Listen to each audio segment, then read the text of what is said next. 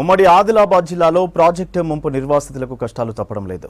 ఏళ్ల తరబడి పునరావాసం ఏర్పాటు చేయకపోవడంతో నిర్వాసితులు తీవ్ర ఇబ్బందులు పడుతున్నారు. పునరావాసం లేక ఇబ్బందులు పడుతున్నారు గుండెగాం గ్రామ రైతులు.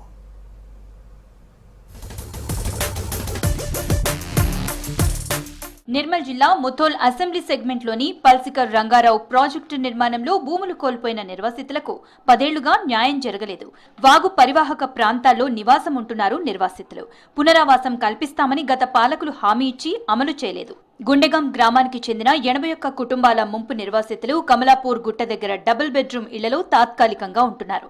ఇప్పటి వరకు స్థలం కేటాయించకపోవడంతో నిర్వాసితులు ఆందోళన చెందుతున్నారు. ఇది 2017 నుంచి బ్యాక్ వాటర్ మా ఊర్లో వస్తూనే ఉంది.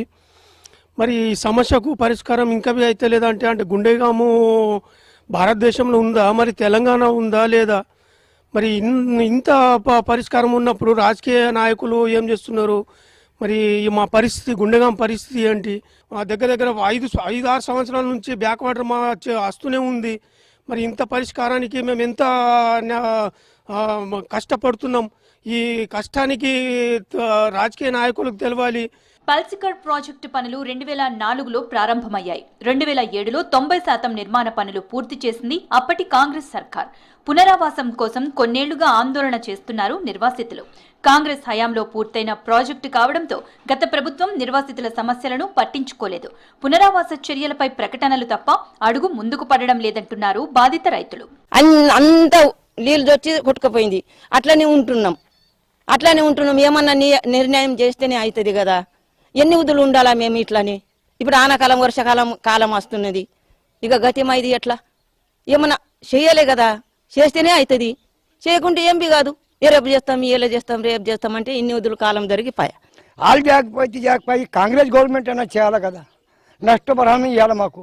నష్టపరిహారం లేదు, ఏం లేదు. గతేడాది భారీ వర్షాలకు ప్రాజెక్టు బ్యాక్ వాటర్ గుండెగాంను నీట ముంచింది. దీంతో వాగు పరివాహక ప్రాంతాల్లో నివాసం ఉంటున్న వాళ్లంతా కట్టుబట్టలతో బయటకొచ్చారు. 2016లో అప్పటి జిల్లా మంత్రి జోగు రామన్న గ్రామానికి వచ్చి పరిస్థితిని చూశారు. అప్పటి భారీ నీటిపారుదల శాఖ మంత్రి తన్నీరు హరీష్ రావును కలిసి గోడు చెప్పుకున్నారు నిర్వాసితులు. అయినా ప్రభుత్వం స్పందించలేదు. పునరావాసం కోసం ఎన్నో ఏళ్లుగా ఎదురు చూస్తున్నారు బాధిత రైతులు. జాగా ఇస్తే ఆడ ఉంటా కట్టి, జాగా లేదు, ఉండాలేదు, పైసలు లేదు, ఏం లేదు. ఇల్లు ఊరు లెప్పకొచ్చినాయి. అంత జింగాన అయిపోయింది. ఊరు జాగా కావాలా, అంతమంది ఉంటాయి, జాగా కావాలి. ఎట్లా ఉండాలి, ఎట్లా పరిస్థితి ఉన్నాయి. పాములు అంతా జింగాన అవుతుంది. చెన్ల నీళ్ళు వస్తున్నాయి, ఉల్లియ నీళ్ళు వస్తున్నాయి. ఎట్లా కావాలి, ఎట్లా పోవాలి. ఇప్పుడు 5-6 సంవత్సరాలు ప్రతి ఏడాదికి వస్తున్నారు, పోతున్నారు. ఇప్పటిదాకా ఓల్బి వచ్చి ఇది ఇట్లావో అట్లా అని అంటున్నారు, పోతున్నారు. మాత్రం మనం బిక్కు వర్షాకాలం వస్తే ఇటు బైసా లేకుంటే గుండెగాంలో ఉంటున్నాం. ఎద్లు వ్యవసాయ పనిలా బాగా ఇబ్బంది అవుతున్నది.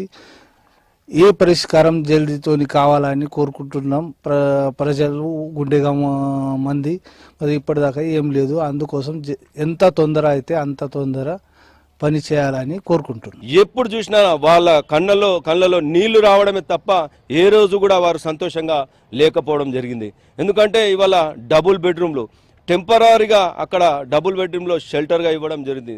అక్కడ ఏ సౌకర్యాలు లేకపోవడం, నీటి సరఫరా లేకపోవడం, విద్యుత్ సరఫరా లేకపోవడం. మరి గతంలో చూస్తూ ఉంటే విద్యుత్ అధికారులు కూడా వారికి తీవ్రంగా డబుల్ బెడ్రూమ్లో ఉంటే వారికి ఇబ్బందులు పెట్టడం జరుగుతుంది.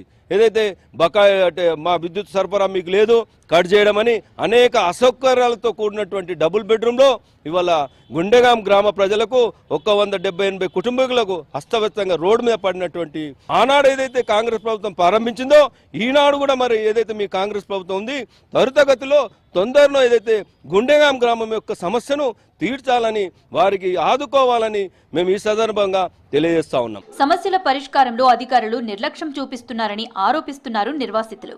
కాంగ్రెస్ సర్కార్ పునరావాసం కల్పించి తమ కుటుంబాలను ఆదుకోవాలని వేడుకుంటున్నారు నిర్వాసితులు.